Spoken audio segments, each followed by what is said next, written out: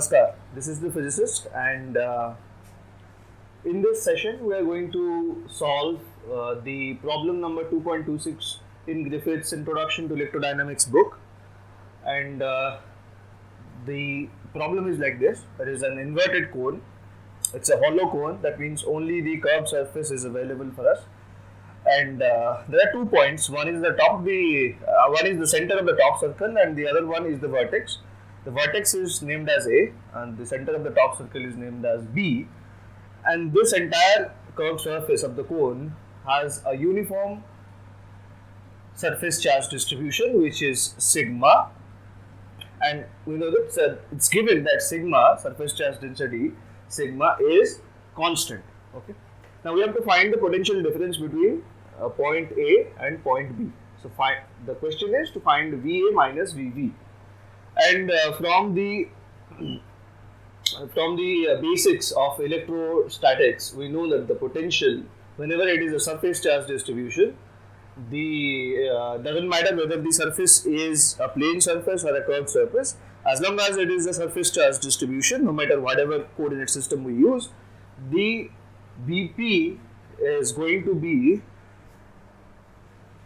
the potential at any point P is going to be Vp, which is 1 by 4 pi epsilon naught, and this is the surface integration of sigma dA upon ds, where S is the separation vector, which we will come to it.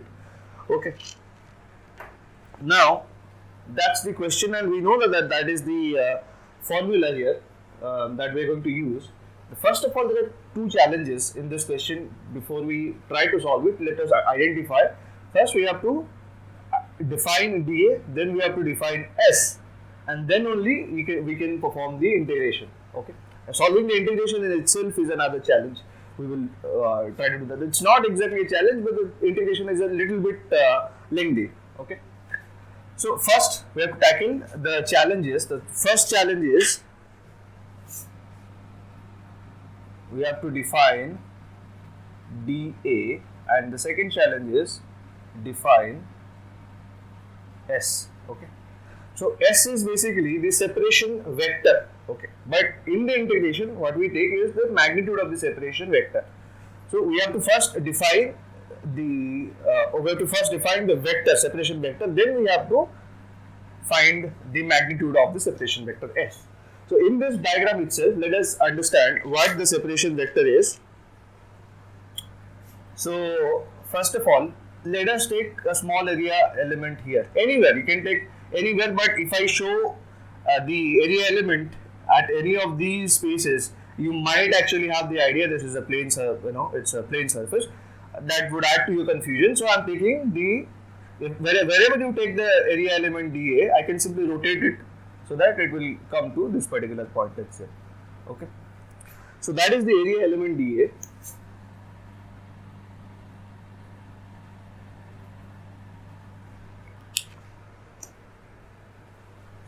The area element is dA, and where do we take it? At a position R. Okay. That position is actually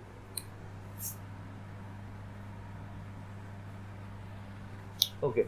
So this position that we are taking, that from the, let us assume that this point is origin, the vertex is origin of a elaborate system of x, y and z axes. This is the y axis, and this is the x axis, and this is the z axis. Okay. Although we are going to use a spherical coordinate system to solve this problem, I am just taking the Cartesian coordinate system just as a reference so that we can have a good grasp, a good intuition. But you can also, and I suggest that you try to solve this problem in cylindrical coordinate system. The calculations will be a little bit different, but again you will eventually come to the same integration. So if you find any difficulty solving it in the cylindrical coordinate system, let me know in the comments. I will try to solve it in cylindrical coordinate system. But let us find the solution using the spherical coordinate system in this session. So the 2 challenges is define dA and ds. So to define dA first, let us go and define dA first. Okay. So how do we do that?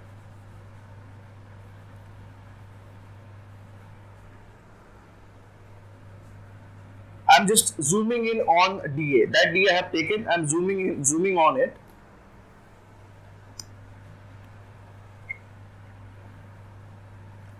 That dA is somewhat around here. Okay, let's say that dA is like this. It's the conical surface. It's a part of the conical surface. So from here, there are two radial position vectors of the same magnitude, r and r, these two. Since this is a curved surface, you might, on the plane, it looks like this one is shorter than this one, but if it's a curved surface, they will have the same length. Okay, so this is r and this is dr. What I'm doing is along the same direction, along each vector, I'm basically taking a distance dr, extending that r vector by an amount dr. So again, this will be a curved part, this will be a curved part too. So this part, this area is this is dA. Then how do you find what is dA? How do you find? You know that this area is approximately a rectangle. So you multiply the length, this part is the length and this part is the breadth. So multiply both of them and you find the area. You already know this is dr, but how do you find this part or this part? Okay. Approximately they are equal since we are taking a very small area element. So whenever we take a small area element, we find each length corresponding or adjacent to the r or the unknown vector. We don't take the length with r plus dr, although it would give us the same result eventually. But let us just find this particular curved path, the path of this particular curve, and this is an elemental curve again, and then multiply it with dr. So whatever this is dl and this is dr, the area dA is going to be dl multiplied by dr. Okay, that's dl dr. That's the area we are going to find. Okay. Now the challenge is to find the curve, the length of this particular curve, which is dl. How do you find that? Imagine that this is a z-axis again. So when you rotating, actually what happens is it's the same thing like taking the vector r and rotating it with some angle, small angle element, which is d phi. If you rotate that with d phi, you get a curve because the tip of the vector will trace a circle, a part of a circle, okay, very small part of a circle. But the angle then, the point will describe with the center of that circle is going to be d phi. So when you rotate this particular tip of the vector r, it rotates around which point? It does not rotate around this point. This rotates around this point. Okay. This particular point is what the center appears to be. So basically, when you keep rotating like that, so this vector is going to be like this. Okay.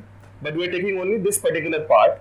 So this part, okay, let's just say that this is the center. So all the points on this circle are at a distance r, not r, are at a distance, at some distance from every point on this circle is at a particular distance, which is something we don't know. How do we know that? That this particular point, let's just say that, okay, I'll choose better marker. I'll wipe this again, I'll make a clean and clear diagram. So let us just say that this is the z-axis and we are taking r and this particular part is again r, extending it by dr. This vector is r and so is this vector r, and every vector r, this angle is theta and this angle is also theta. So the angle with the z-axis, every r vector that we are taking on the surface, a position vector of any point, is always at an angle theta with the z-axis. Okay. So you might get confused of how come these two angles are similar. It's because you are looking at them. The actual situation is happening. The actual rotation is happening on a curved surface, but you are actually I am portraying the entire situation on a complete planar surface. So now consider this particular r. So this the radius of the circle which the tip of the vector r traces, how much is that one? So you know this is r, which is the hypotenuse, and the problem states that this particular height is h. Okay. No, okay, I'm sorry. The height of the circle is h, but But we can, if we take the point here, if we take the r vector here, then it will correspond to a point here which is at a distance from A on the z axis, that is less than h. Alright. So in this case, how do you find that? We know this is r and this angle is theta. This angle is theta and this is r. So this particular part is going to be r sin theta. So that is, I can write it as r sin theta. Okay. So this, the radius is r sin theta, and if it traces, it rotates by an angle d phi, because any rotation around the z axis in spherical coordinate system we denote as phi or part of phi. So this elemental rotation is d phi. Now we know that here that this is r sin theta rotated to till this point, which is again r sin theta, and rotated by how much? D phi. So how much is the length of this particular segment? That is r sin theta d phi. Okay. So now we know that this particular length is r sin theta d phi. So now we can find that dA is r sin theta d phi multiplied by dr. Okay. So dr and this is r sin theta d phi. So just multiply them. So this approximate rectangle has the area dA is r sin theta d phi dr, because it's an elemental area and the area tends to be very small, very close to 0, but not 0. That means this is the elemental area. So we have now defined the elemental area. Let us define r now. Well, once again, there is one thing is theta. Let us just resolve this theta here. We know that theta is pi by 4. How? That theta is basically, consider the entire cone. Now the height of the cone is h and the radius of the top circle is h. So in this triangle that you see, let this point be P, then the point P, B and A, that constitutes, these 3 points constitute a right angle triangle. In that triangle, you see, in that triangle this angle is theta and this angle is, this is h and this is h. So tan theta is again normal upon base, which is h, which is tan theta. That means if that, which is 1, h upon h is 1. If tan theta is h, then theta is definitely pi by 4. In that case, sin theta is 1 upon root 2, okay, which we can plug it here, which is r sin theta d phi dr. We can write it as r upon root 2 dr d phi. Okay, so dA is like that. We have defined dA precisely.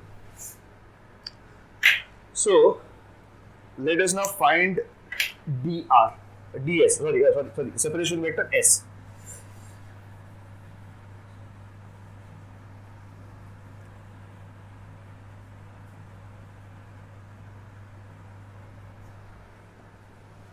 The separation vector. Now we have taken the dA, we zoomed in on dA and defined dA.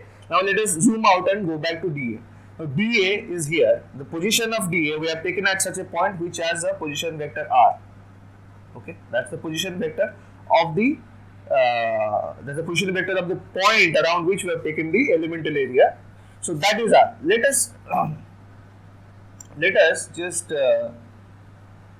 see that this particular point B, let us say that this particular point P has a position vector B bar or B arrow. Okay, that's the vector V. This particular vector is V. So what is the separation vector between the area position of the area and the position of the point where we are supposed to find the potential? So that will be this vector. Okay, this vector is, we are naming it as S arrow. Okay, that is the position vector. Now from vector algebra we know that if we add r, vectorially add r and s, that they are going to give us, the sum of r and s is going to give us B. So vectorially S plus r, or you can write r plus s, is B. So S is B minus r.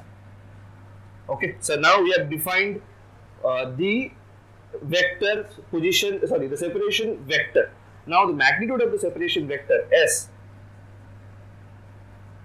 is simply written as small s, which is square root of mod of b, magnitude of b squared plus mod of r squared minus simple formula in vector algebra or vector operations. It's 2 mod b mod r cos theta. What is theta? Theta is again the angle between r and b, which we know as theta. Which we know as theta, which is pi by 4. Now, cos of pi by 4, cos theta is again 1 by root 2, cos pi by 4 is 1 by root 2.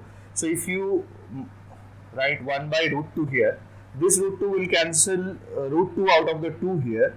So, remaining it's going to be root 2 mod b mod r. And we know that mod b, the magnitude of b is h from the question. This point is h, the height is h. So, mod b is h. So, we can sum it up and rearrange the equation.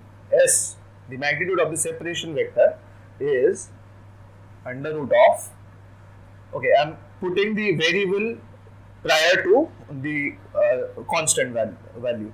So, I will write it as r squared, again mod of r vector is denoted as r squared, r. So, r squared plus h squared minus square root of rh. So, we have defined the position, the separation vector, right?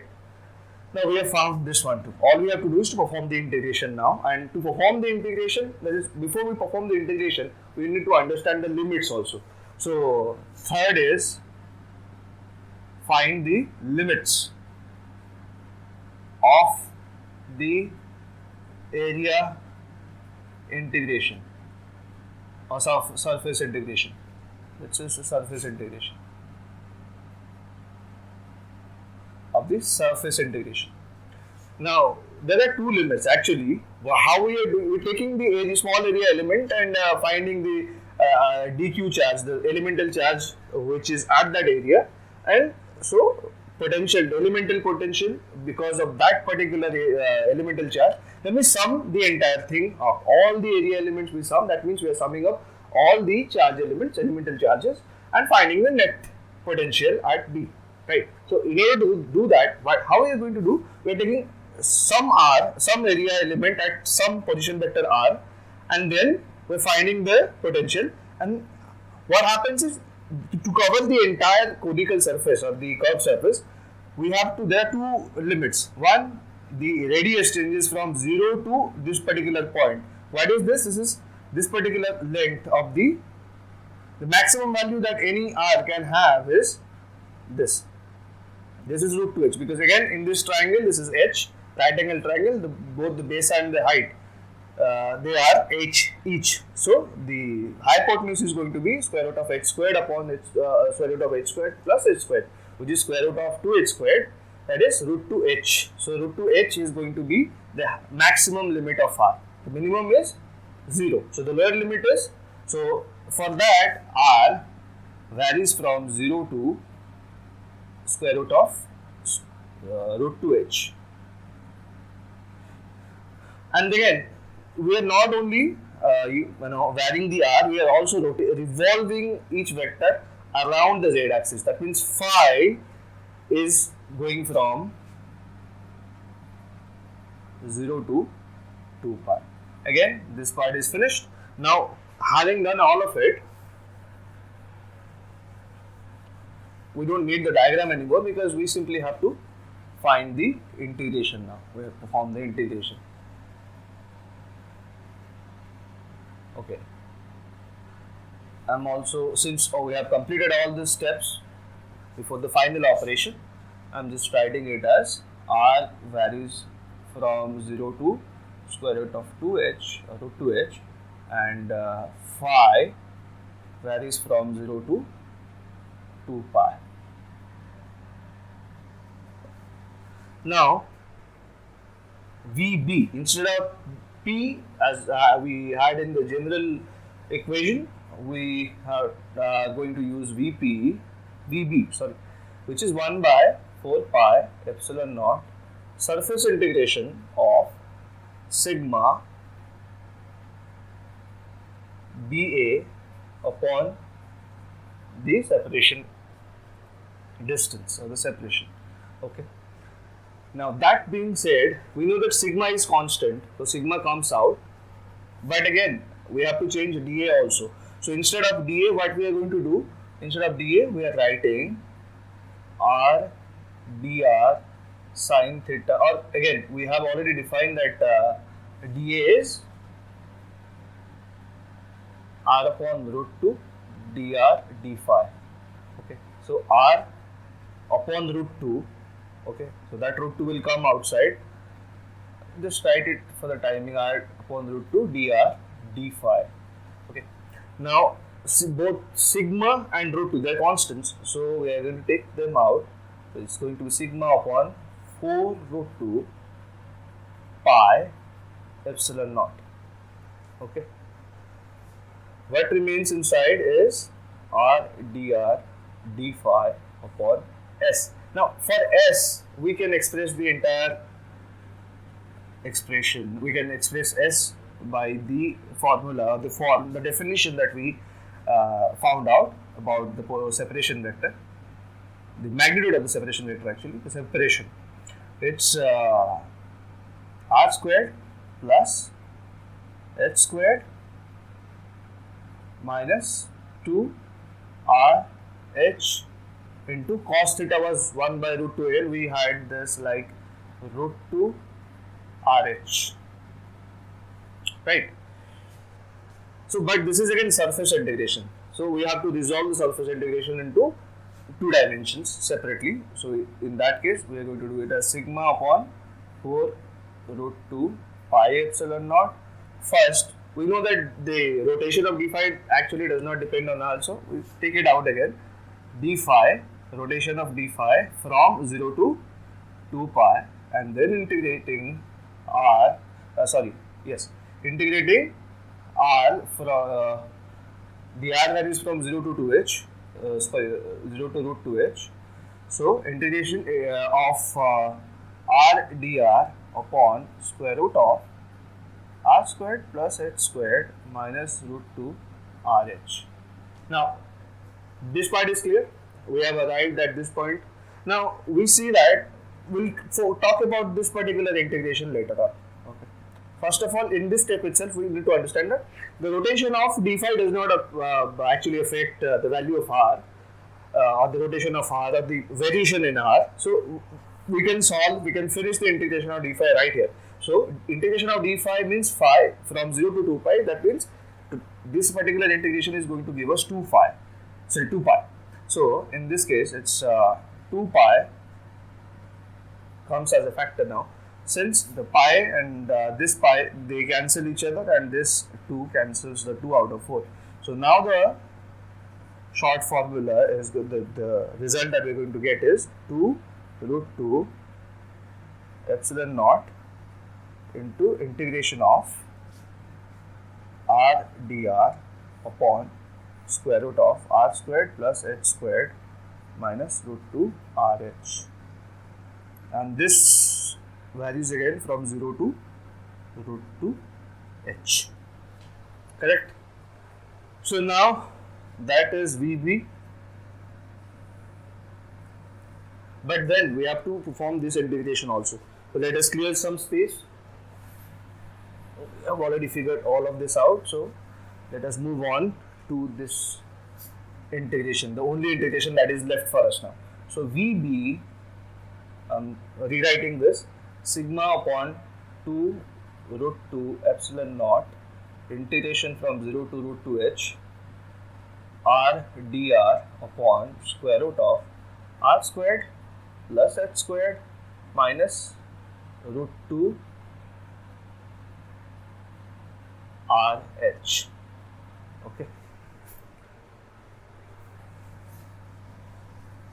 From the entire thing, we are now going to focus on this integration. So let us just say that I, which is this integration I, let us call this as I.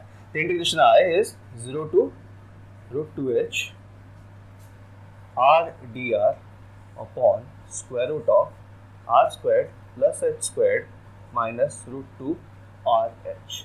Okay. One thing, whenever we have a structure like this, the best way to ease out the process of integration is that try to express this, the entire phrase under the square root as either the sum or the difference of two squares. Okay. So how do you do that? Now we know that r squared, we have r squared plus h squared minus root 2 rh. What I can do is r squared, I can keep it as such instead of h squared. So first of all, look at this term. Root 2 rh can be expressed as 2 rh by root 2. Can we not express like that? Yes, of course, right? So if I do that, that means this becomes a term, this becomes a term, and I can rearrange things like that. So looking at that, I can express that r squared plus, instead of h squared, I will write h upon root 2 squared, which again minus 2 r h upon root 2. But then there is one problem here, that I have made some changes to this term. That means I have taken h upon root 2 and squared it, which eventually gives me h square upon 2. So out of the h square, I have already represented h squared upon 2. So I have to add the remaining part, which I did not include. So now that it is going to be h squared upon root h squared upon 2. Okay. So h squared upon 2, which is again h upon root 2 whole squared. Right. So this particular part I can reinsert into the formula again, which is integration from 0 to root 2h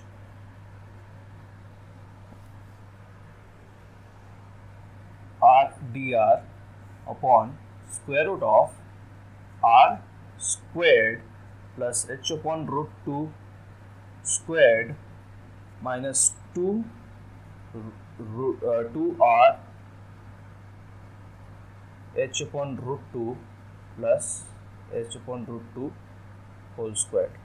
Now this particular part, the goal of this entire operation that I performed is to express, I have already obtained one square, is to express the entire phrase as the sum or the difference of two squares. Now I have obtained one square, there is a plus sign, that means it is going to be the sum of two squares, and this particular part I can replace it as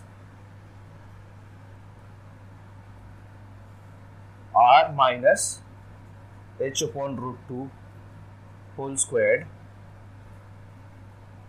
plus h upon root 2 whole squared.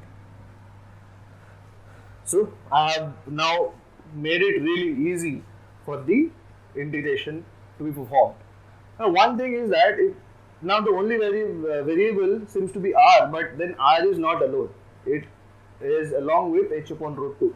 So how do we do that? In the differential, I still have r multiplied to dr. So what I can do is, I can change it to, instead of r, I can write r minus h upon root 2 plus h upon root 2, or just h upon root 2 into dr upon the entire thing, which is r minus h upon root 2 squared plus h upon root 2 squared plus, because when it is r minus h upon root 2, instead of r I wrote it as r minus h upon root 2, then there has to be plus h upon root 2 also, so that r the value remains unchanged. So instead of r I wrote r minus h upon root 2, then I have to add h upon root 2 here. So there has to be h upon root 2 here, so that it remains, the entire thing under the parenthesis reduces to r. But again I am separating this h upon plus h upon root 2 outside, so that becomes another integration, which is 0 to root 2h. Then this plus h upon root 2 is a constant, so h upon root 2 and the integration of dr. Again the denominator goes by r minus h upon root 2 squared plus h upon root 2 squared. So I have broken the integral I into two separate integrals. One is this integral I1 and the other one is integral I2. Okay, in order to simplify. Now this is where we actually have to focus, because this particular thing is going to be resolved very soon. Okay. Now let us just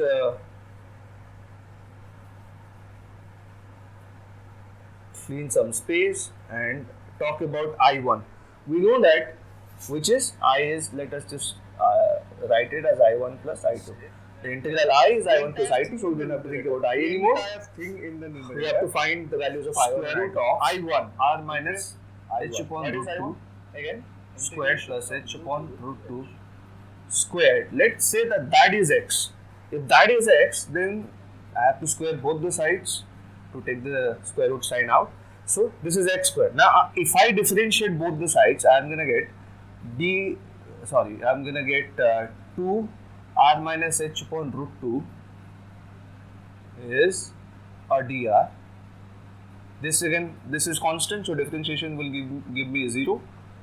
So this is 2x. Now 2x dx, right? So that is how you differentiate. Or if you don't understand this step, let us just say that I am differentiating both sides by dx, by x with respect to x. Differentiating both sides of this equation with x or with respect to x is going to give me 2 r minus h upon root 2 dr upon dx is going to be 2x. So you just take that 2x as a dx to the right hand side, and the 2 and the 2 cancel out. So r minus h upon root 2 dr is going to be x dx. So the entire thing I can write it as x dx. Oh, I am making one mistake here. The limits also have to be changed. So we'll find the limits later. Upon, see, this entire thing is basically, it works nothing. At the end you will understand, but I am trying to demonstrate my point that this integration is going to reduce to 0. Okay. But we just have to follow the procedure and go step by step so that you can understand it better. Now we have taken care of the numerator of this integration I1, and for the denominator, the entire thing we have defined as x. Okay, we had defined the entire thing as x, so we'll just find x, correct? So if we write it as like this, so the x and x will cancel out from both the numerator and denominator. We'll be left with only bx. Simplified this part very much. However, there is one thing. As we change the variable, the limits of integration would also change. That means from here, from this, initially we were varying r from 0 to root 2h. Okay, when r is 0, what is the value of x? When r is 0, x is square root of, in this particular expression,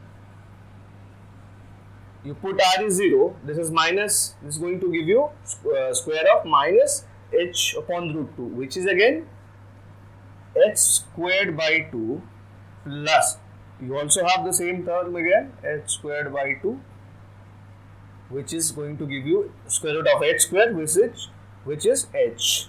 So x is h. When r is 0, x is h. Okay. And when r is root 2h, x is, when r is root 2h, then root 2h minus h upon root 2 whole squared plus h upon root 2 whole squared. So this becomes root 2, you just sum both of the terms into one, compactify them. So root 2 into root 2h is 2h. Root 2 into root 2h is 2h minus h upon root 2 whole squared plus h upon root 2 whole squared. Again, 2h minus h is again h 2h minus h is h. So it becomes h by root 2 squared plus h by root 2 squared, again h square by 2 plus h square by 2 is h square, and square root of h square is h. Now the upper limit is h and the lower limit is h. So this integration goes from h to h. If the integration goes from h to h, this reduces to 0, because if both the limits, upper and lower limits, are the same, no matter whatever integration we are performing, whatever the integrand is, the integration is going to be 0. So that part is 0. So now we can say that from this I1 is 0, that means whatever is the value of I2, that is going to be the value of I, okay, which has to be multiplied by this particular term to give you the potential at B. Now let us talk about I2. I2 was 0 to root 2h, and okay, that was h by root 2 was outside. Now that was dr upon square root of r minus h upon root 2 squared plus h upon root 2 squared. Okay, so this is the I2, the second integral. Now there is a formula that we know, that integration of dx upon x squared plus a squared entire under the root. Okay, so the integration of dx upon under root x squared plus a squared, that is sine h inverse x by a plus some arbitrary constant. If you don't visualize it, if you want to find out the entire form, you can also write, instead of sine h inverse, you expand that into ln, which is natural logarithm x upon a plus square root of x upon a squared plus 1. Okay, so that plus some arbitrary constant c.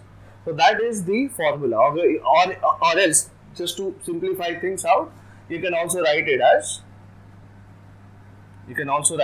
okay, the plus c ln x plus square root of x squared plus a squared plus c. Okay, there are three forms. Whatever form you choose, your final answer is going to reflect that. But let us use this particular term. You might have a question, how come I got this from this? It's just like x squared by a squared. If you just compactify them, the a squared goes to the numerator, and in the denominator there is a squared. So a squared comes out, okay, a squared comes out, and then it becomes what happens. Let us just solve it. Okay? If you do that, it is going to be ln. It is only n, might not be necessary for you, can skip it. But again, if someone who wants to understand each and every step, let me just express that. Ln x by a plus square root of x squared by a squared plus 1, which is ln. Again, and what I'm saying is, the definition, there is one more point you can actually note, that sine h inverse x is always ln x plus square root of x squared plus 1. Okay, that's the formula. Okay, that's the formula for inverse hyperbolic functions, sine inverse hyperbolic sine function.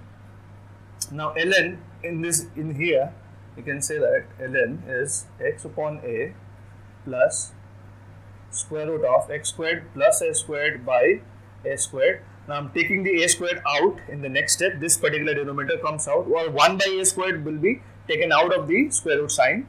So it's ln x by a plus 1 by a times square root of x squared plus a squared, which is again ln, what do you say, that it's going to be x plus square root of x squared plus a squared upon a. Right? If Now you can see that ln m minus n, m by n is ln m minus ln n. Okay.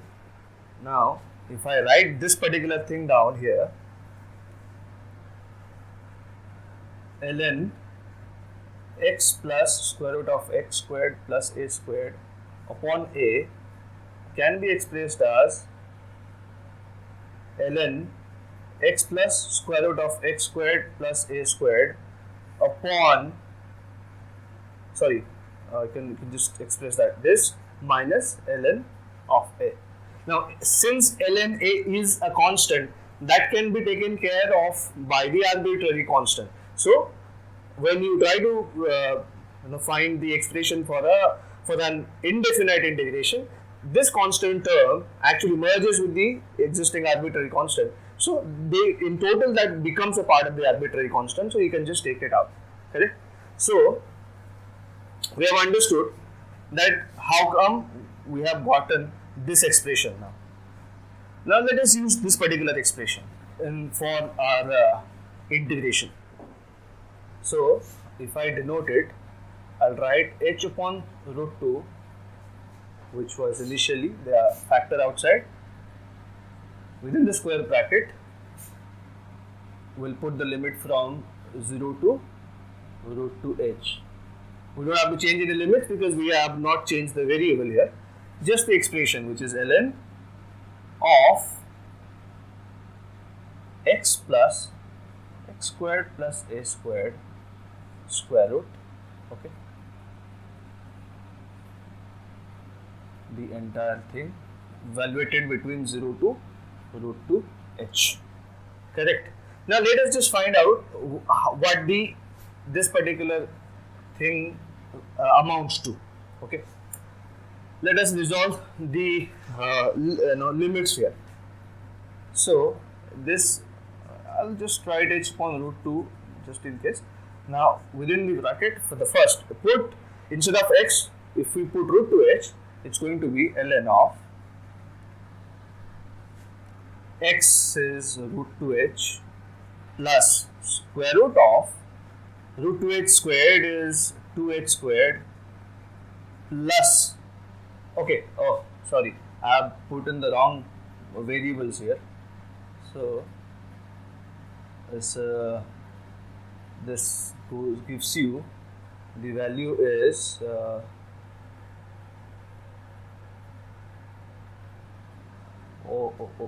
I made a mistake actually, sorry.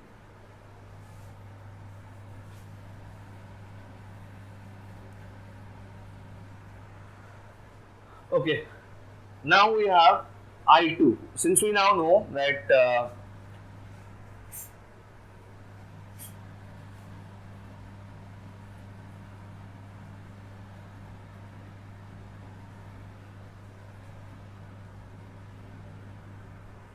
now that we know that the I1 is 0, so this integral I is the same as I2. Now I2 is h upon root 2 square root of the integration of dr upon r minus h upon root 2 squared plus h upon root 2 squared, the entire thing under root from 0 to root 2h. So that's the value of I2 that we need to find.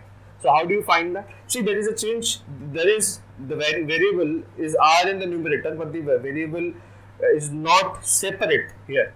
It's r minus h upon root 2, correct? So when it is r minus h upon root 2, what happens is, let us just make it a single exact variable. This particular term has to be the same variable as in the numerator. So let us define r minus h upon root 2 is let's say y, okay.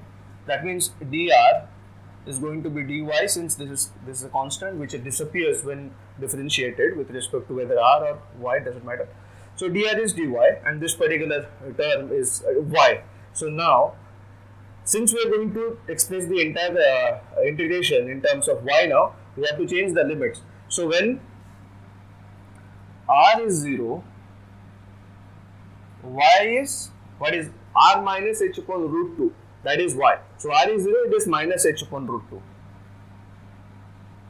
When r is root 2h, what is y?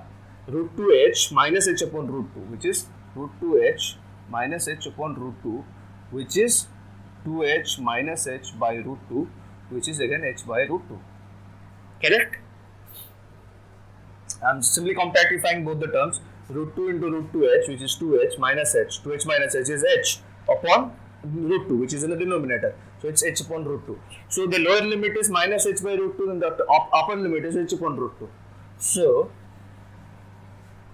I can express the entire thing as h upon root 2, the factor outside, but within minus h upon root 2, and this is h upon root 2 or the plus h upon root 2, and dy.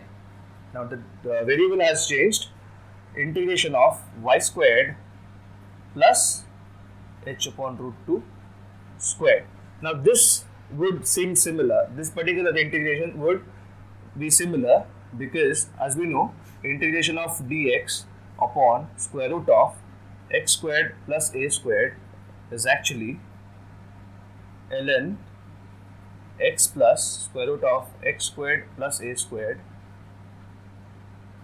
plus some arbitrary constant. Okay, so using the same standard formula, we can write our integration as h upon root 2 into integration from h upon root 2 minus h upon root 2 to plus h upon root 2, integration of dy upon square root of y squared plus h upon root 2 whole squared. That is going to give you, so the integration would actually, the symbol would not be there. We are actually solving it. Now ln y plus square root of y squared plus h upon root 2 squared. Okay, so the entire thing, arbitrary constant will not be there because we are taking definite integration within the limits minus h upon root 2 to plus h upon root 2. So we have understood that much. It's, as I said, it's a little bit lengthy integration.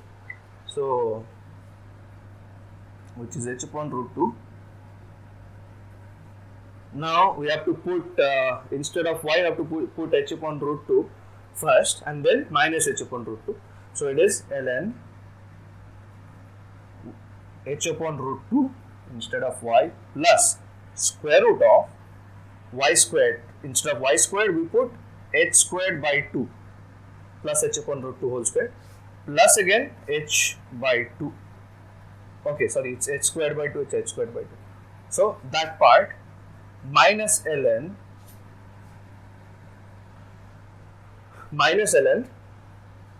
again ln of minus h upon root 2, the lower limit, plus minus h upon root 2 whole squared gives you h squared by 2 plus h squared by 2 again. Now you compactify this, h squared by 2 plus h squared by 2 is h squared, and if you take the square, if you take the square root of some square, it is going to give you this same number, the base number actually. So square root of h squared is h. Here also the same thing, h square by 2 plus h square by 2 is h square, and if you take the square root of h square, that is giving you h. So basically it's h plus, if you can write it like this for uniformity, like it's h plus h upon root 2, and this is h minus h upon root 2. Again, you can use the formula which, what the formula is, like ln m minus ln n gives you ln m upon n, or ln a minus ln b is ln a upon b. So you can further simplify this as ln h plus h upon root 2 upon h minus h upon root 2. You can write this, and then the h would cancel from the numerator and the denominator. So it is going to give you ln 1 plus 1 by root 2 divided by n 1 plus 1 minus 1 by root 2.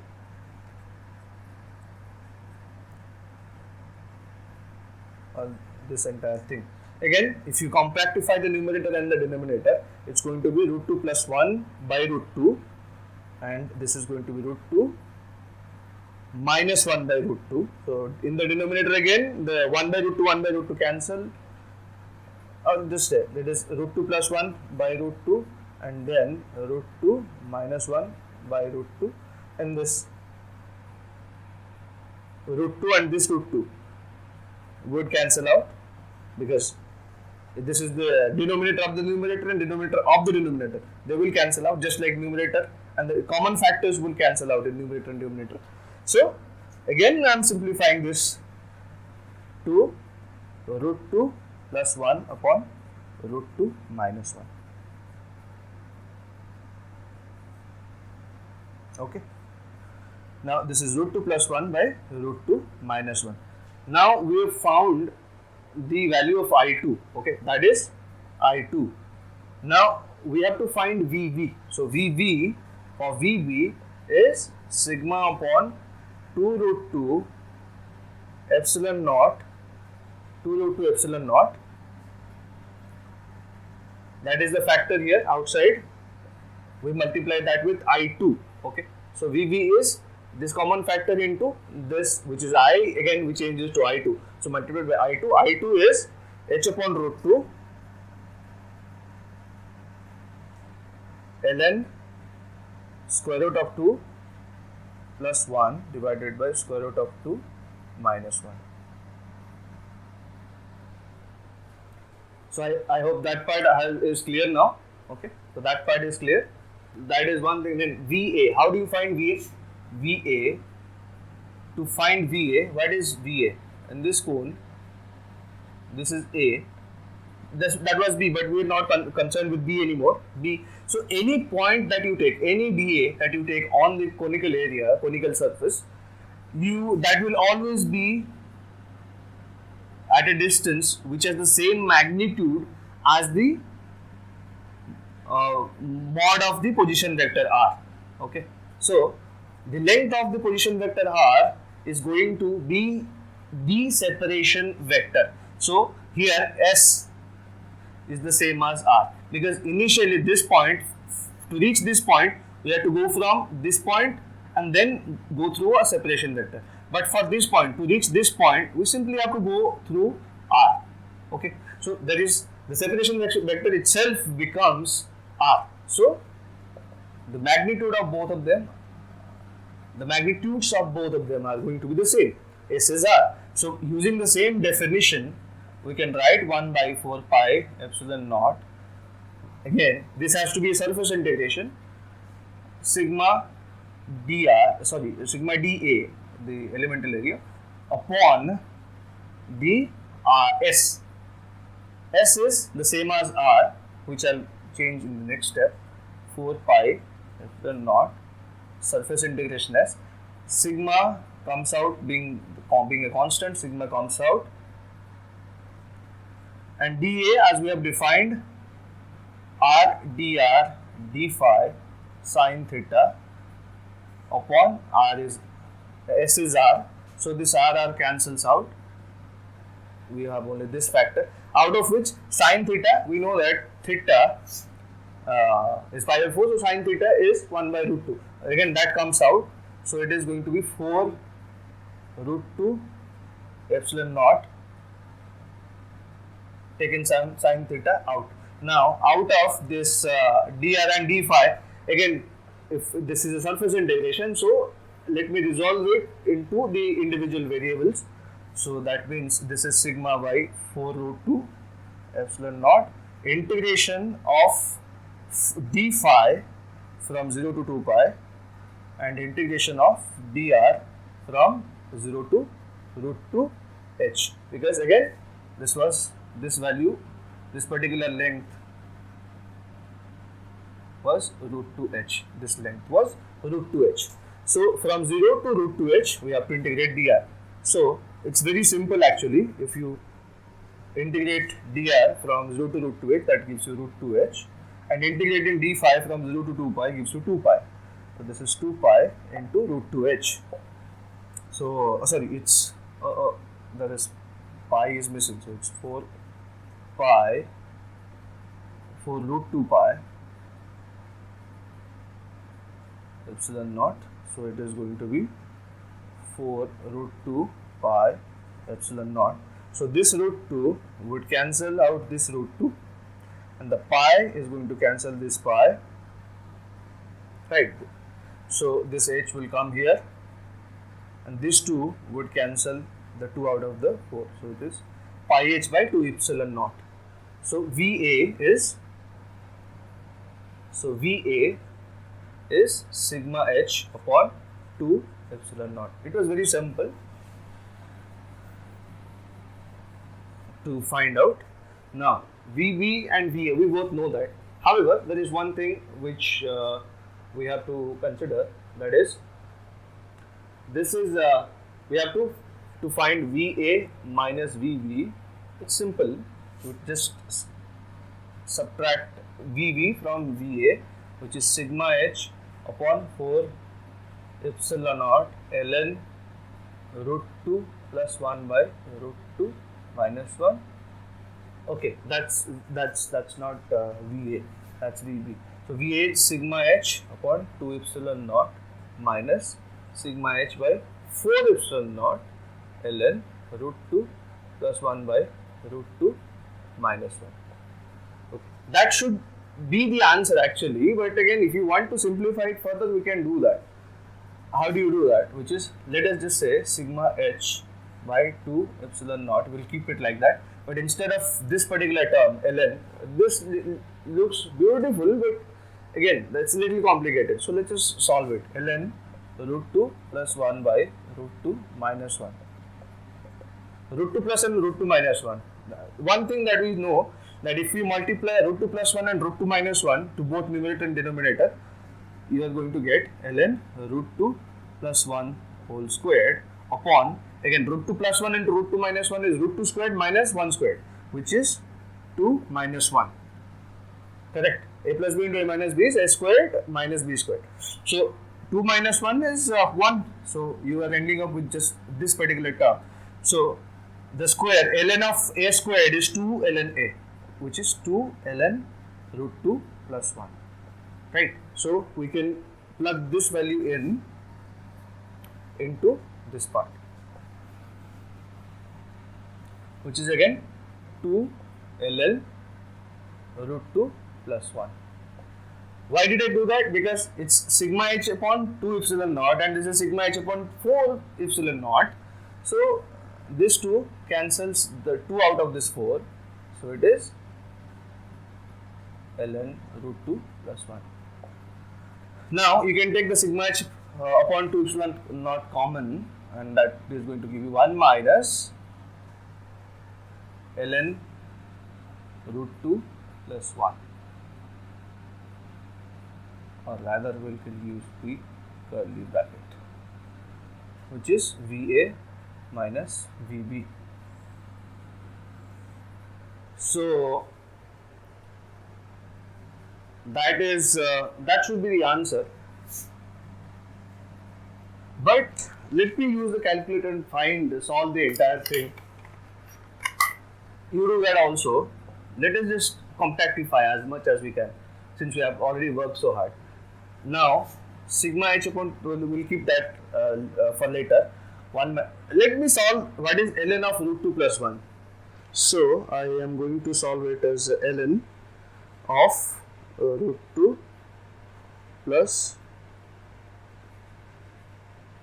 1. Ln of root 2 plus 1 is going to be 0.881, which is sigma h by 2 epsilon naught into 1 minus 0.881. Okay, 1 minus 0.881 is going to be 0.119. Okay, so entire thing is going to be 0.119 approximately. Again, 0.119 upon by 2, the 2 will go there, is going to be 0.06, approximately 0.06 sigma h by epsilon naught. Again, there is also the value of epsilon naught that has a fixed value. If you also want, you can also express it as express epsilon naught in its numerical value and find the most compact answer, because in any way h and sigma, the numerical values of h and sigma are not given here. But well, let me just try. What is the value of epsilon naught? The value of epsilon naught is 8.85 into 10 to the power minus 12, whatever units there is.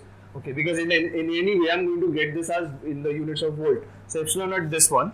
So if I do this like 0.06 sigma h upon 8.85 into 10 to the power minus 12, that is going to give me, then I'm going to use the calculator. So it's going to give me 0.06 divided by 8.85 multiplied by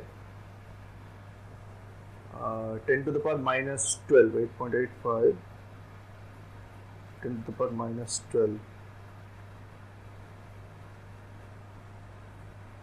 Wow, it's something around 6.78, and there are 1, 2, 3, 4, 5, 6, 7, 8, 9, which is 6.78 into 10 to the power 9 sigma h volts. That's the value. So it depends on what is the value of sigma and what is the value of h. Mostly sigma is what is going to dictate the actual potential difference, because h would not matter that much. Okay.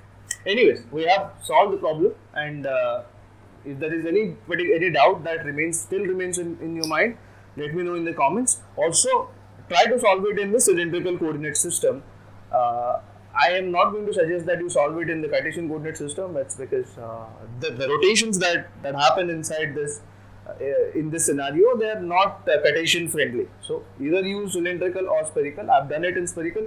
Try using cylindrical. If you can, then very well. If you can't, let me know. I'll try to solve it in cylindrical mode, because that is not going to be a very long thing, because we have already, the integration is going to follow the same pattern. The only thing is defining dA, defining S, and finding the limits. So that is all we need to do for cylindrical coordinate system.